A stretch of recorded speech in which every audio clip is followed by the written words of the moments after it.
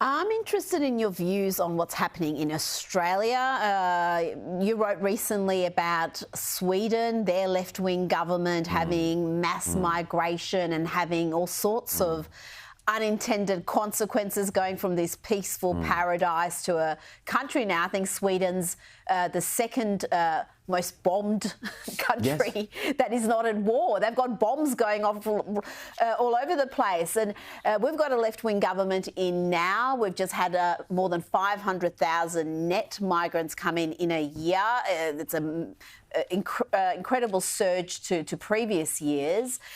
What do we need to be mindful of, and what lessons are there from Sweden, which really had an open border policy different to what we've seen in Australia? Yes, no, it's amazing, Rita. I mean, as you say, this is... Since in 2015, the Swedes opened their borders. They said it's incredibly important to be open-hearted and generous to the world and so on. But what they did was, as we just heard in the previous segment, they did what a lot of governments have been doing. You effectively punish people who come to our countries legally. You punish them and you incentivize people who break the rules and come illegally. And that's happening everywhere from Sweden to America to Britain and Australia. It's an astonishing mistake. But yes, I mean, as Rita says, you know, you have this crazy situation. Like Sweden, you know, do you remember the old days? We all used to talk about Sweden, always a Scandinavian option for everything. Anything in life could be improved by referring to Scandinavia. People would say, oh, well, the Swedish this, the Danish that, whether it was a hot drink or a way to feel good or a policy. It was always about Scandinavia. And then, as you say, Rita, you know, you get this situation where you have now Sweden, the second largest number of bombings of any country not officially at war, only after Mexico. Only after Mexico. And if I'd have said to you 10 years ago, you know, what do you think about when you think about Sweden? Like me, you'd have probably said, well, you know, I know, hot drinks, overpriced food, but you know, nice people, or rather cold. You wouldn't have said, oh, grenade attacks. You know, the traditional Swedish grenade attack. Never forget the intrinsic importance to our culture of grenades. And but that's the case because they just didn't care about who they let in, and it meant that they were letting in military-aged males who very often lied about their age. And, you know, none of this, you know, there are legitimate asylum seekers in the world. Those people are completely stripped of their capabilities and their rights. When you allow, as I've seen this in Sweden myself, you know, big bearded guys in their 20s who say, oh, I'm a child migrant, you know, allowed into a school and so on, and they just lose control of everything. But, you know, that's the thing with the migration issue. All of our countries in the developed world are struggling with this. There are millions upon millions of people in the world who want to come to relatively safe, liberal, democratic countries like this one, like Britain, like America, like European countries. And the question is, are we able to step up to that challenge and actually bring in people at a reasonable rate, or is that too difficult for our politicians? Great question. James. Well, Douglas, I want to pick up on that theme here because it seems like a whole big part of the problem here is that in the West, in countries, whether it's Sweden or Scandinavia or England or America or Australia, there's a real problem now, you know, about talking about the values that we have as either individual nations or as, you know, a broader society. And it's like we've lost any sort of ability. We're now squeamish about talking about that. In Australia, you can only talk about the immigration issue in the context of housing and the economy. If you get out of that zone, you know, it starts to be a third rail. Have we lost the ability? Is it too late for us now to get that back? Because it seems to me where this all goes, Douglas, is that you wind up being so liberal, so tolerant that you import an awful lot of people who don't necessarily come because they want to subscribe to these values, but maybe impose a different set of values.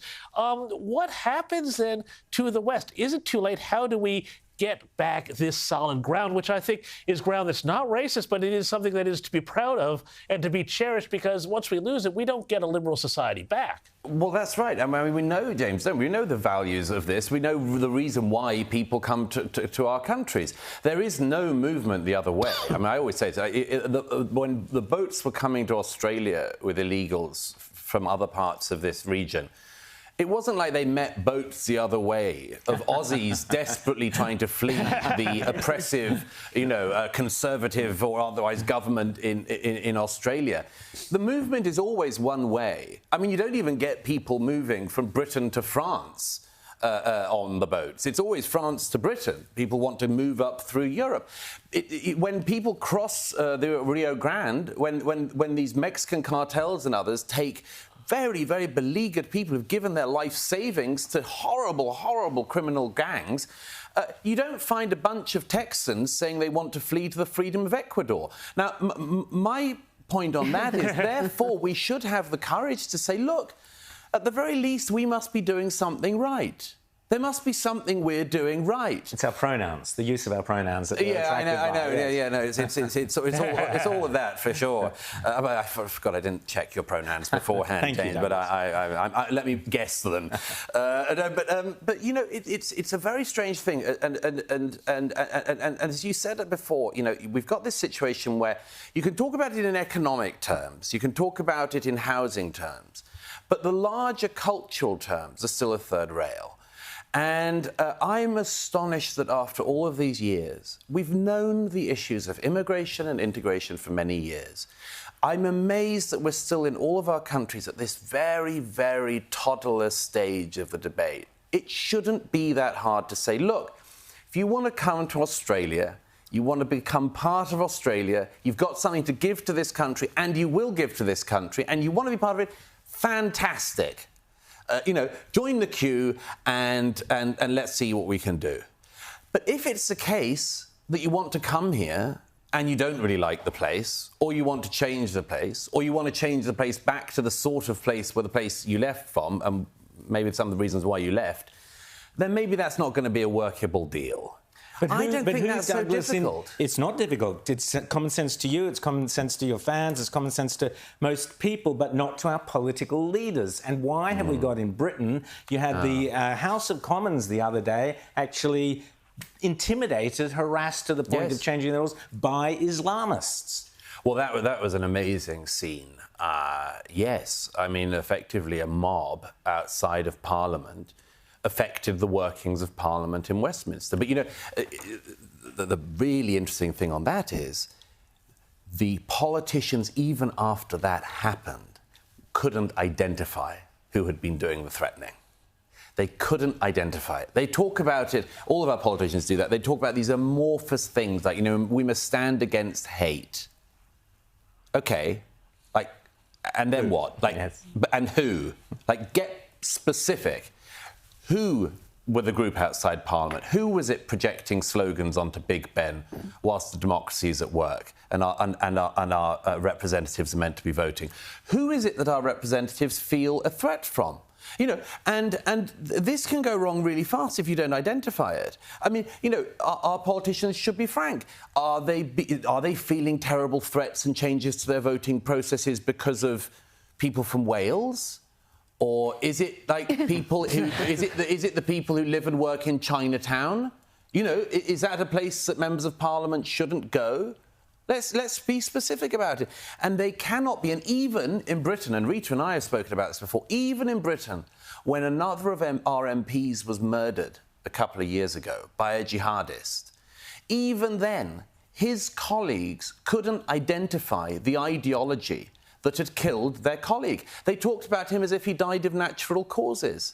And I think they do a great dishonour not just to their murdered colleague and to themselves, but to the public when they can't be open and honest about that.